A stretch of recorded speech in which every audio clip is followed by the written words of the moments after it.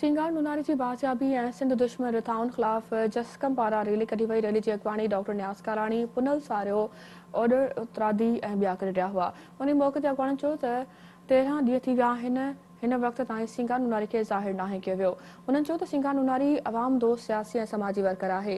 संदन चवणो त सिंगार खे अवाम दोस्त ऐं मज़दूर दोस्त जदोजहद करण जी सज़ा ॾिनी पई वञे। अॻवाणनि चयो त बहरिया टाउन जहिड़ियूं रिथाऊं जोड़े सिंधियुनि खे अक़लियत में तब्दील करण जी साज़िश कई वई आहे। डॉक्टर न्यास कालाणी ऐं ॿियनि जो चवणो हो त धरती ख़िलाफ़ थींदड़ कंहिं बि साज़िश खे कामयाब थियण न ॾींदा। एहतजाज कंदड़नि नालाइक़ थियण खां मुतालबो कयो त सिंगार नुनारी खे बिना देर आज़ाद करे बेचैनी ख़त्म कई वञे। मुतज़को केस आहे त खेसि अदालत में पेश कयो वञे।